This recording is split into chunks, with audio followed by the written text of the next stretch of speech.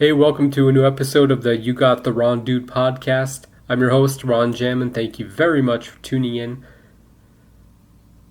You can stream and download this episode on my SoundCloud page, link in the description, and it's available on YouTube as well.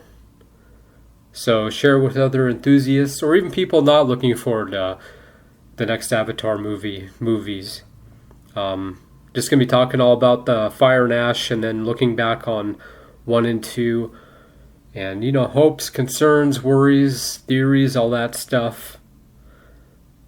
But let's get right into it. And leave some comments. I'd love to hear from you.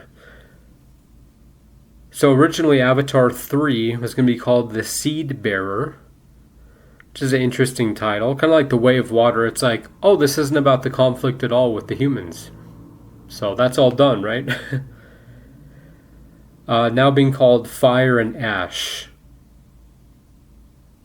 And, because I guess we're introduced to the Ash tribe in this one. The wiki says that they're a new tribe, but I think, well, they're new to us, but not to Pandora, right?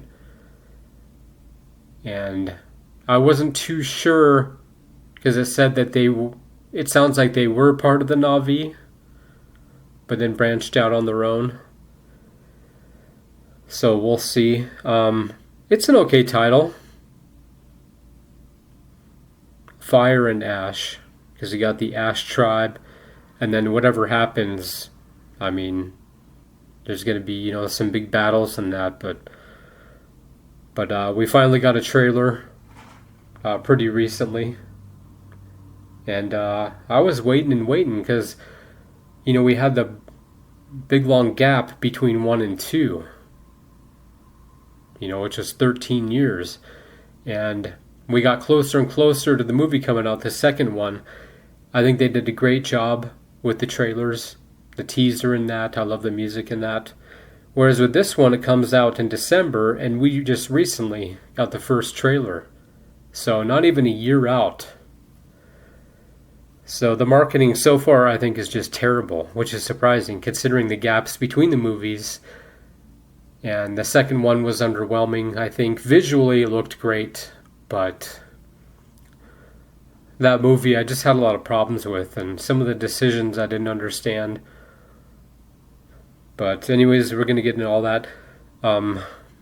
Before recording this, I was thinking back to Dune Part 2, because I like the balance between the Harkonnen and our heroes. Good job with pacing in that. And one thing I like about the Avatar movies so far is that it takes its time, lets everything breathe. I have no problem with a 3-hour plus movie. Justice League, the Snyder Cut, 4 hours, I was like, I have no complaints. Because you have time to explore everything, meet our characters, set up character arcs and that. However, there are a lot of pacing issues with The Way of Water, and especially with the time jumps and that. But I'm going to talk more about that in a little bit.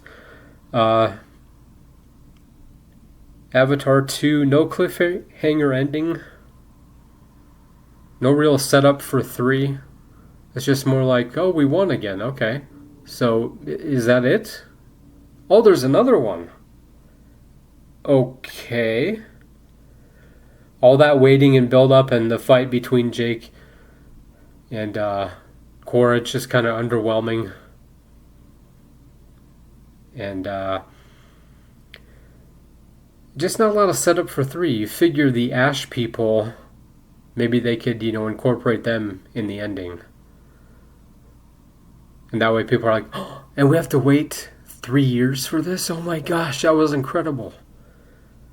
But again, these movies are visually stunning. The first one did a better job. Not a great movie, but good, entertaining. The pacing was on point, and the story was good. It's been told before in different forms than that. But it just didn't skip around like The Way of Water did. And, when the humans come back, because, 7 years, whatever it is, back to Earth, and then you figure they'd come back and technology would have advanced even despite the condition of Earth. They'll be like, oh, we'll get you guys back there in a year. But instead, we're 14, 15 years. Because there and then back to Pandora. They come back pretty much all the same technology, which is disappointing. And we got our ships and all that. But then the train tracks threw me off. Because I don't remember if those were in the first one, but it's like, well, you have hovercrafts, you have ships. And the train tracks, why would the tribes let them build? We jump ahead a year once they return. It's kind of like, wait. Okay, your kids are grown up. Humans are back, and let's just jump ahead a year? Let them set up camp again? You just don't feel the threat in the way of water. And again, that title, it's not misleading or anything. I like the scenes in the water, but I wouldn't watch them on their own or anything. It wasn't like mesmerizing. Quaritch and Kiri. I think Kiri is the key to everything. Her connection with Awa. Her and Spider, they tried to set it up like who are their parents, but it seems like we already know. With Spider, being the son of Quaritch, and then Kiri, the daughter of Grace. So they didn't really leave a lot of questions or anything. And frankly, with that, it's like, I don't know, we can still speculate, of course, but it didn't seem like that was really the focus. But Quaritch and Kiri, two characters, those are the ones I'm fascinated by. Even more so than Jake and Neytiri, because with them, they're just... It's hard to focus when you have all these new characters, to focus on the main ones from the first one. Because the tribe they go to, I can't even remember the name right now, but they teach them about, the water and that. But it's like, we already have enough characters. I mean, Jake has his own family, and why is he teaching his kids slang, middle fingers? Why are they rebellious? Like, he would have trained them like soldiers. Like, I'm not asking. You take care of this, son. But just little things like that. Because obviously Grace and them, when they first came, they're teaching them English. But some of the decisions, it's just like, really? And then I'm going to jump ahead here in my notes, because I noticed that Jake and them, they have computers and whatever other tech. But then you think about like, well, they wouldn't have updates for them. And the computers probably can't talk to each other unless AWA is Wi-Fi there. And I'm being funny and serious, because who knows? If AWA connects all things, but otherwise it's like, wouldn't those laptops and that be outdated? How would he power them on? How would he charge them? But anyways, that's another reason, my next note about, we wait 13 years between the first and second movie. We have the humans come back. We're already jumping ahead 14 years and then another year. And no short films, no digital shorts, whether they're 5 minutes, 30 minutes, between 1 and 2. Not counting, I know there were some video games, or a video game. But I don't know of any books, but there's so much filler there. Because I wanted to go into 2 and be like, oh, those are his kids. That's why that one's like that, and that one's like that. And just a little more setup in that. But it doesn't affect the movie. It doesn't like ruin anything, but just so much opportunity. Because just like the Star Wars prequels, we jump ahead 10 years and then 2 or 3 years. And it's kind of like, that's a lot of filler. The Ash people. Now this could be,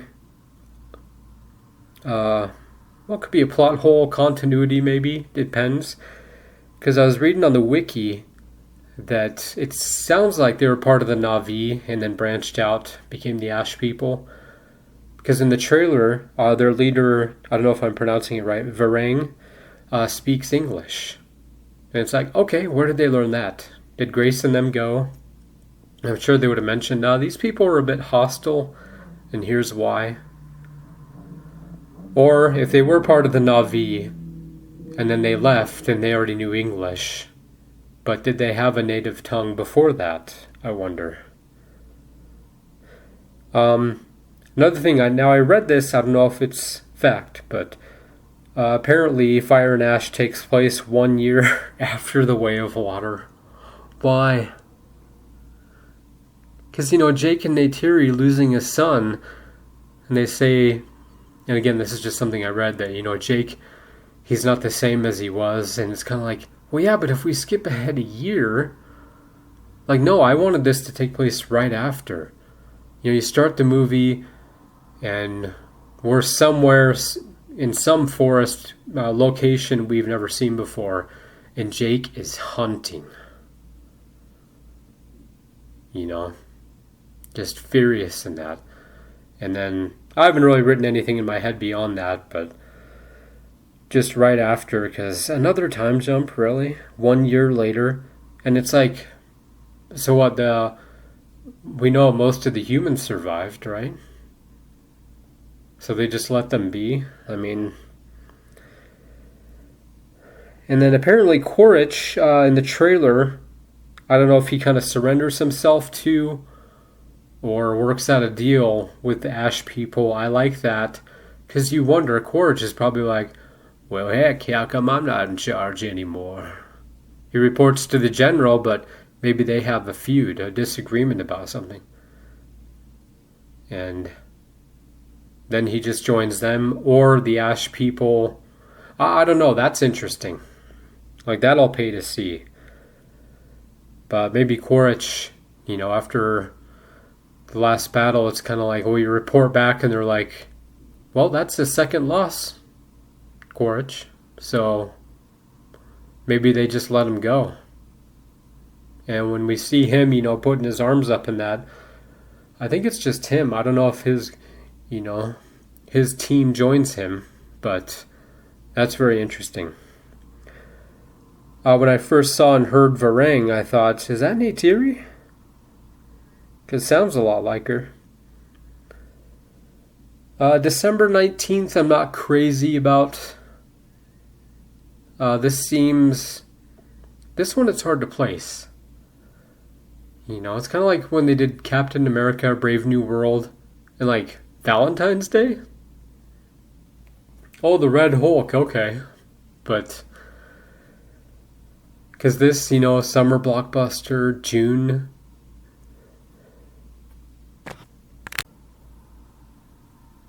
Or do you put it at the end of the summer? Maybe fall?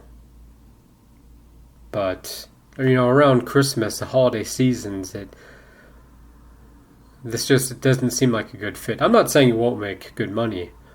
I'm sure it will. I mean, Avatar 2 made boatloads of money. And apparently this one's the same length as The Way of Water, so a little over 3 hours, and cost, I'm not sure how much it costs, but I believe more or less $250 million. But with these movies, it's like, okay. And back to Kiri and Spider, the origins. It's just like, well, they didn't really leave anything left for us to speculate about. It's like she's connected to Grace and Awa, and Spider to Quaritch. And it's kind of like, okay. With me, it's like, if there's more revelations, it's like, okay, but unless there's a good twist in there, that could be exciting. And I'm curious if Awa will play a bigger role in this movie. Because the fifth one so far is going to be titled The Quest for Awa, which is, I like that title. Fourth one, the Tolkien writer, I can see them changing that. But I'm curious about those things. So again, Quaritch and Kiri. Quaritch, joining the Ash people. And whatever happens, in 4 and 5. Because you can see more people changing sides and building up. But another part of me worries that these movies are just gonna be the same. Conflict with the humans, they come back, we have a couple battles, then we win, on to the next one. Because The Way of Water, it wasn't like I'm not saying it wasn't original, of course. There's a lot of good stuff in there. But it's kind of like, okay, the humans came back, they lost again. No real closure on that. We don't cut to the general be like, what are you guys doing out there? What happened? How many of you survived? And can they transmit a message to Earth? When do they hear about it? I mean, I want more. Like, these movies technically should have been over, about a decade ago, really. Like, one a year, and you build up in that, but I don't know. But I just worry it's going to be underwhelming. Because the trailer for Fire and Ash is okay, but there's nothing new and exciting. Like, oh, Quaritch is back, how? And, oh wow, Jake has a family. And all the humans are back. And it's just these jumps in time I don't understand. But we'll see. Could be great, could be an epic movie. I'm hoping it's detached from that formula, kind of the same one I was talking about with 1 and 2, where it opens and we're like, what is going on? Oh my gosh, this is incredible. And then the cliffhanger ending, or maybe he's saving that for 4. But the Tolkien writer, just like the Seed Bearer, the Quest for Awa, those seem more fitting for short films, like in between the big movies. Because really these movies are all about the conflict. Because people from Earth, they wanted to mine on Pandora, and now it's like, well, I think we're going to move there. But there's just so much opportunity. So, and it can all be done one day, I'm sure, but there's just so many gaps in that, and you're kind of like, wait, what is the focus here? Because in the end, it's like The Way of Water. I'm like, no, I like that title, but wasn't this about the humans coming back and them not preparing, or Jake knew about it? He's like, he knew they'd be back, but to not set up anything, and it's just it's frustrating to think about, but there's a lot of good stuff in these movies. Definitely worth seeing in theaters, or if you have a home theater. But let me know if you're going to see it, what your expectations are. And yeah, that's it for my notes. But I will report back. I'm sure we'll get another trailer probably this month in September, I would imagine. I mean, all the money and all the time they're spending on these movies, and it's kind of like, seriously? Not even a year out with a teaser trailer? Come on. But I think it'll do well. Maybe not as well as Avatar 2, because nobody's talking about that movie. Which is kind of the point of everything, or most things I was talking about. There was nothing like revealing or mesmerizing. But again, Stephen Lang, his performance as Quaritch, and then Kiri, and whatever happens with Awa, because that wasn't really a big part of 2, except with Kiri. But anyways, let me know what you think. Leave some comments below. I'd love to hear from you. And share this episode. Like it up, subscribe, follow, all that fun stuff. And thank you for listening. I will see you next time.